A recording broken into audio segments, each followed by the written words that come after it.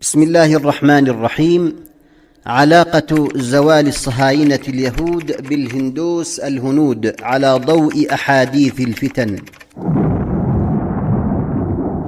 لا شك أن الأرض ملئت جورا وظلما، أن اتجهت إلى الإسلام في بلد تجده كالطير مقصوصا جناحاه، إلا أن الأشد عداوة والأكثر ضراوة هم اليهود والذين أشركوا من الهندوس والبوذيين ومن شاكلهم. لتجدن أشد الناس عداوة للذين آمنوا اليهود والذين أشركوا. وفي هذه الأيام اشتد ظلم الصهاينة اليهود في فلسطين، وانضاف إلى جرائم الهندوس في الهند تطاول قيادات سياسية هندية على الجناب النبوي والمقام المحمدي صلى الله وسلم وبارك على نبينا محمد وآله الأطهار. فاجتمع ظلم الصهاينة اليهود وظلم الهندوس الهنود، ظلمات بعضها فوق بعض. فقد أخبرت الأحاديث النبوية والآثار المروية أن عقوبة الهندوس الهنود لا تتأخر كثيرا عن تحرير فلسطين من الصهاينة اليهود، فيؤتى بملوك الهند مغللين بالسلاسل بين يدي خليفة المسلمين في القدس.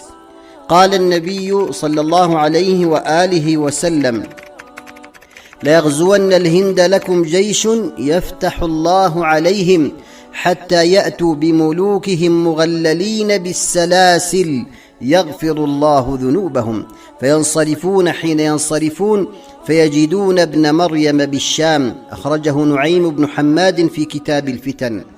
قال أبو هريرة: إن أنا أدركت تلك الغزوة بعت كل طارف لي وتالد، أي كل مال اكتسبته أو ورثته.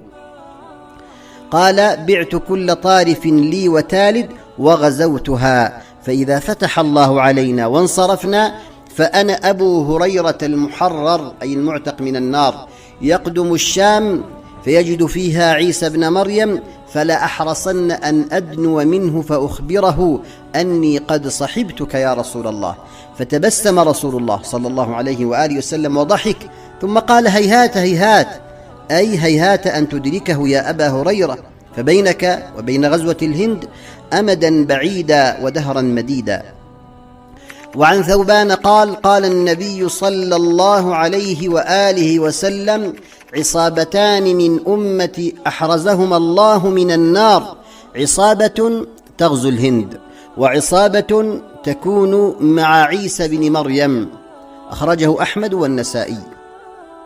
وإذا تأملت كيف جمع النبي صلى الله عليه وآله وسلم بين القدس وبين الهند وبين ما يحدث الآن في كلا المنطقتين، لعلمت أنه ما ينطق عن الهوى، إن هو إلا وحي يوحى. هذا وإن الأحاديث والآثار قد أماطت اللثام عن هوية هذا الخليفة الذي يتربع على كرسي الخلافة في الأرض المقدسة، ويؤتى له بملوك الهند مغللين بالسلاسل. قال أرطاه: على يد ذلك الخليفة اليماني تفتح القسطنطينية ورومية، وعلى يديه يخرج الدجال، وفي زمانه ينزل عيسى بن مريم، وفي زمانه وعلى يديه تكون غزوة الهند وهو من بني هاشم. أخرجه نعيم بن حماد في كتاب الفتن. هكذا تتحدث الروايات، بل وتتحدث عن تفاصيل الحلية التي يزدان بها المسجد الأقصى، إنها حلية جلبت من غنائم الهند. عن كعب قال: يبعث ملك في بيت المقدس جيشا إلى الهند فيفتحها، فيطأوا أرض الهند ويأخذوا كنوزها، فيصيره ذلك الملك حلية لبيت المقدس. أخرجه نعيم في كتاب الفتن.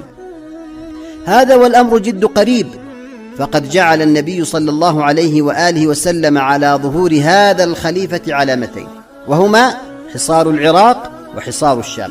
فعن جابر بن عبد الله رضي الله تعالى عنهما قال: يوشك أهل العراق ألا يجب إليهم قفيز ولا درهم. القفيز نوع من المكاييل.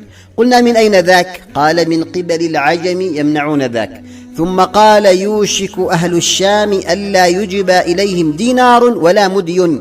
قلنا: من أين ذاك؟ قال: من قبل الروم. ثم سكت هنية ثم قال: قال رسول الله صلى الله عليه وآله وسلم: يكون في آخر أمتي خليفة يحثي المال حثيا ولا يعده عددا. أخرجه مسلم في صحيحه. وقد حوصرت العراق في مطلع تسعينية القرن الماضي، وحوصرت الشام بحصار غزة، وكذا بالحصار في سوريا، فتحقق الحصاران في الحديث. وبعد هذين الحصارين يأتي عهد فيه يغاث الناس، وهو عهد الخليفة الذي يحثي المال حثيا ولا يعده عددا، وهو الإمام المهدي عليه السلام، كما قال الشيخ محمد صديق خان الهندي في كتابه الإذاعة لما كان وما يكون بين يدي الساعة: لقد حرص الصهاينة اليهود أن يتخذوا من القدس عاصمة لدولتهم، وبارك ذلك أكابر مجرمي الأرض، ولكن يأبى الله إلا أن تكون القدس عاصمة لا لفلسطين فحسب، بل عاصمة لخلافة تملأ الأرض قسطا وعدلا على يد الإمام المهدي والخليفة اليماني، وما ذلك على الله بعزيز. إنهم يرونه بعيدا ونراه قريبا، وإن غدا لناظره قريب، فانتظروا إنا معكم من المنتظرين، والله غالب على أمره ولكن أكثر الناس لا يعلمون. الأغر مهدي الزمان المنتظر، فاستبشروا يا إخوتي ولأمتي زفوا الخبر.